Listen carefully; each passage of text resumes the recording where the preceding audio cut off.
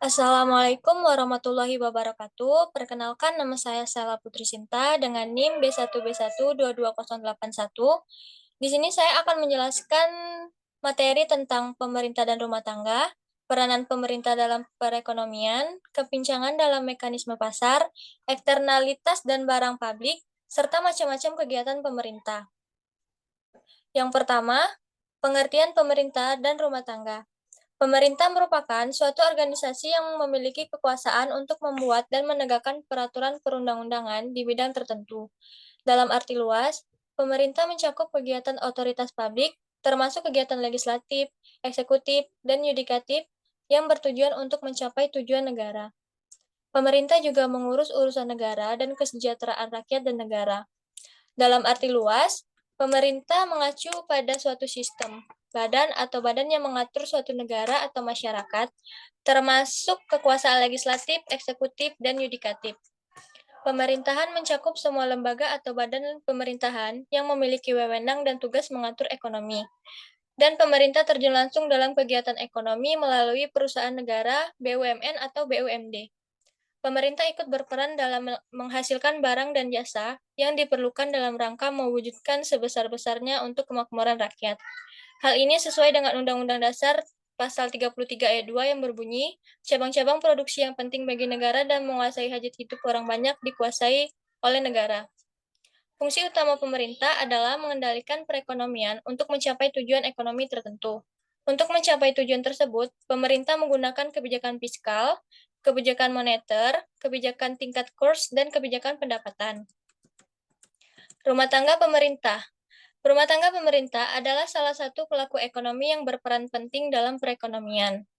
Negara rumah tangga pemerintah adalah pengatur serta penentu kebijakan pemerintah di sebuah wilayah atau negara sebagai pelaku ekonomi. Ada 3 peran penting rumah tangga pemerintah dalam kegiatan perekonomian. Yang pertama, sebagai produsen, rumah tangga pemerintah memproduksi barang atau jasa untuk memenuhi kepentingan publik.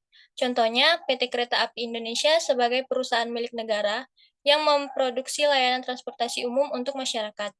Yang kedua, sebagai konsumen, rumah tangga pemerintah juga membeli barang dan jasa dari pelaku ekonomi lainnya untuk memenuhi kebutuhan pemerintahan, seperti membeli alat kesehatan untuk rumah sakit milik negara. Sebagai pengatur dan pengendali perekonomian, rumah tangga pemerintah berperan mengatur perekonomian untuk mensejahterakan masyarakat agar tidak terjadi kesenjangan. Peran pemerintah sebagai pelaku ekonomi berarti pemerintah melakukan kegiatan konsumsi, produksi, dan distribusi. Yang kedua, peranan pemerintah dalam perekonomian. Adanya peran pemerintah dalam pembangunan ekonomi suatu negara merupakan suatu yang tidak diperdebatkan dalam teori ekonomi. Melalui berbagai kebijakan yang terkait dengan sektor publik, pemerintah mempunyai peranan penting dalam mendorong pertumbuhan ekonomi, misalnya didorong oleh kebijakan pemerintah. Teori-teori ataupun pemikiran pertumbuhan ekonomi kebijakan pemerintah yang berupaya melakukan investasi dan menarik para investor, mendorong perkembangan teknologi, ataupun menghasilkan pendidik tenaga kerja yang dibutuhkan oleh bursa tenaga kerja. Unsur yang paling penting dalam perekonomian adalah keamanan dari pencurian serta kepastian akan hak milik. Walaupun ini sangat penting, namun pengeluaran dana untuk penyediaan legal framework ini relatif kecil dibandingkan anggaran pengeluaran pemerintah. Yang kedua, pemerintah mempunyai peran serta sebagai regulator. Aturan-aturan ini diperlukan dalam aktivitas bisnis, seperti untuk melindungi tenaga kerja, konsumen, serta lingkungan. Misalnya, di Amerika Serikat, pemerintah memiliki Occupational Safety and Health Administration untuk menjamin tersedianya standar minimal tempat kerja bagi para pekerjanya, atau menjamin hubungan yang jujur dan adil antara manajemen dengan pekerja. Aturan-aturan yang berkaitan dengan sistem nilai tukar, lalu lintas perdagangan internasional, ataupun yang berkaitan dengan persaingan yang jujur, juga menjadi bagian sering ditetapkan oleh pemerintah. Yang ketiga, pemerintah berperan sebagai produsen. Pemerintah tidak hanya menyediakan infrastruktur dan barang-barang atau jasa publik, melainkan juga barang-barang individual. Barang-barang atau jasa yang diproduksi pemerintah ini ada yang hanya dihasilkan oleh pemerintah saja, dan ada pula yang dihasilkan beberapa bersama produsen swasta. Produk-produk tersebut misalnya penyediaan jasa pos, perbankan, telekomunikasi, transportasi seperti kereta api, pesawat terbang, kapal laut, dan sebagainya. Yang keempat, sebagai komunitas dalam perekonomian. Pemerintah juga berperan sebagai konsumen yang signifikan memengaruhi perekonomian di Amerika Serikat. Pembelian barang dan jasa yang dilakukan pemerintah mencapai 1/5 dari total produksi di negara tersebut. Kelima, pemerintah memiliki peran aktif pula untuk melakukan retribusi pendapatan dalam masyarakat. Ini dapat dilakukan melalui bantuan publik berupa bantuan yang sifatnya langsung dan asuransi sosial yang tergantung pada kontribusi masing-masing individu dalam masyarakat. Upaya pemerintah untuk mendistribusikan pendapat ini juga dilakukan untuk melalui sistem perpajakan, di mana dana yang diperoleh dari pajak sebagian dialokasikan untuk kepentingan masyarakat yang berpendapatan rendah. Selanjutnya, kepincangan-kepincangan dalam mekanisme pasar. Mekanisme pasar merupakan kecenderungan dalam pasar bebas untuk terjadinya sebuah perubahan harga sampai pasar menjadi seimbang. Teori ekonomi standar mengatakan bahwa meskipun pengaruh kelembagaan selain free market bisa saja menghasilkan alokasi yang efisien dan optimal. Dengan kata lain, jika pasar tidak eksis, alokasi sumber daya tidak akan terjadi secara efisien dan optimal. Dalam hal mekanisme pasar, tidak bisa bekerja secara optimal pada beberapa sumber daya alam. Kemajuan yang telah dicapai berbagai perekonomian, terutama perekonomian negara-negara maju, membuktikan bahwa, yang pertama, pada umumnya mekanisme pasar adalah sistem yang cukup efisien di dalam perekonomian, faktor-faktor industri, dan mengembangkan perekonomian. Tetapi, dalam keadaan tertentu, ia menimbulkan beberapa akibat buruk sehingga diperlukan campur tangan pemerintah untuk memperbaikinya. Berdasarkan pertemuan terdahulu telah dibahas bahwa pemerintah harus turut campur di dalam perekonomian dikarenakan adanya kegagalan pasar sistem ekonomi kapitalis dalam menyediakan barang kolektif. Pada dasarnya, sistem ekonomi kapitalis memiliki kelemahan. Yang pertama, adanya barang-barang kolektif atau barang-barang publik, barang-barang dan jasa yang secara sederhana tidak dapat diselesaikan melalui jual beli pasar. Pihak swasta tidak tertarik menyediakan barang kolektif atau publik dikarenakan kesulitan untuk meraih profit. Maka, pemerintahlah yang harus berupaya mengusahakan keberadaan demi kebutuhan masyarakat akan barang kolektif atau publik ini. Contoh, jalan, irigasi, dan pertahanan keamanan. Yang kedua, perbedaan biaya privat dan biaya sosial, serta manfaat privat dan manfaat sosial eksternal ekonomis dan eksternal disekonomis. Contoh, pabrik penyamaan kulit, pihak privat hanya cenderung menghitung biaya produksi internal saja, tapi cenderung tidak pernah menghitung dampak dari pencemarannya. Oleh sebab itu, pemerintah harus ikut campur. Yang ketiga, adanya risiko yang sangat besar. Biasanya, usaha resikonya sangat besar tidak akan dijalankan oleh swasta, contohnya bendungan pembangkit tenaga listrik. Yang keempat, sifat-sifat monopoli. Banyak usaha-usaha tertentu yang sebaiknya dijalankan secara monopoli. Artinya, adalah bahwa perusahaan harus benar-benar mengupayakan untuk kepentingan masyarakat. Jika usaha ini dilakukan oleh banyak perusahaan, maka tidak akan ada hasilnya untuk banyak jumlah barang yang dihasilkan, maka harus disediakan oleh pemerintah seperti perusahaan listrik, gas, telepon, kereta api, dan lain-lain. Yang kelima, adanya inflasi dan deflasi. Mekanisme pasar tidak dapat mengatasi tekanan-tekanan inflasi maupun deflasi secara otomatis. Pemerintah dapat mencegah timbulnya tekanan-tekanan inflasi maupun deflasi tersebut melalui politik fiskal maupun politik moneternya. Selanjutnya, eksternal dan barang publik. Eksternalitas atau yang lazim disebut sebagai spillover effect terjadi pada saat tindakan seseorang memberikan efek kepada orang lain dan biaya serta keuntungan yang dimunculkan tidak dapat direfleksikan dalam harga pasar. Dalam pernyataan yang sederhana, dapat dikemukakan bahwa eksternalitas merupakan beban biaya atau keuntungan yang ditanggung oleh pihak ketiga, yakni pihak yang berada di luar transaksi. Beban biaya yang menjadi tanggungan pihak ketiga tersebut tidak dapat diklaimkan kepada pembuat efek atau pihak ketiga, juga tidak dapat dibebani suatu tagihan atas manfaat atau keuntungan yang mereka peroleh atas spillover efek tersebut.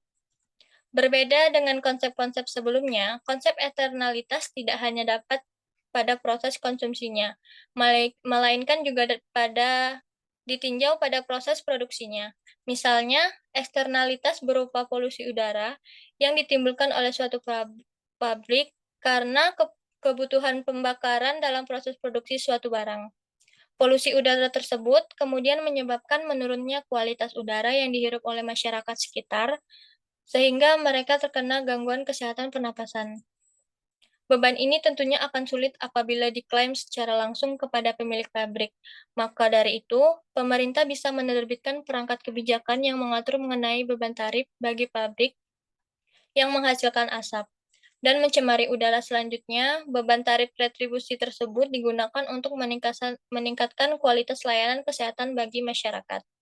Namun, dalam perkembangannya saat ini, pelaku pasar seperti pemilik pabrik memiliki semacam obligasi untuk melakukan semacam kegiatan kreatif bagi masyarakat melalui sebuah program yang dinamakan Corporate Social Responsibilities.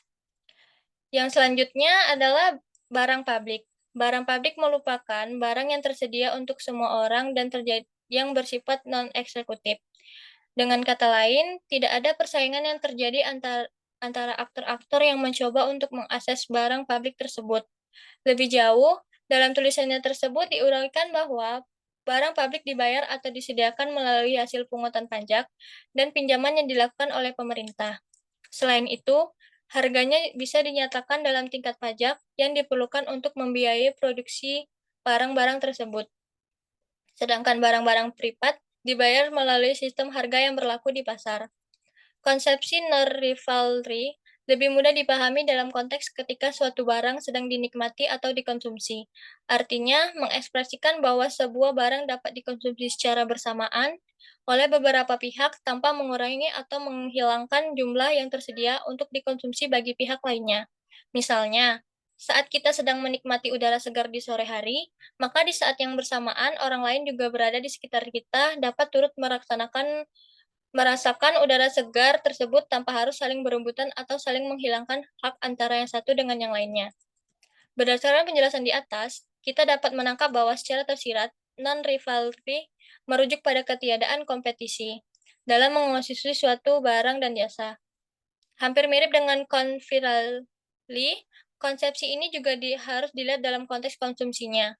Artinya, tidak ada batasan atau pelarangan untuk membatasi orang lain dalam mengonsumsi suatu barang dan jasa, meskipun mereka tidak membayar sesuatu apapun untuk mengonsumsi barang tersebut. Dengan kata lain, tidak ada satupun pihak yang dapat melarang seseorang untuk menghirup udara segar dengan alasan orang tersebut tidak membayar sejumlah uang untuk dapat turut merasakan udara segar tersebut mengalir di seluruh pernapasannya. Dari penjelasan ini dapat pengecualian atau diskriminasi terhadap pihak manapun dalam mengonsumsi barang publik. Artinya, setiap warga negara diberikan kesempatan yang sama untuk mengakses barang publik. Selanjutnya, macam-macam kegiatan pemerintah.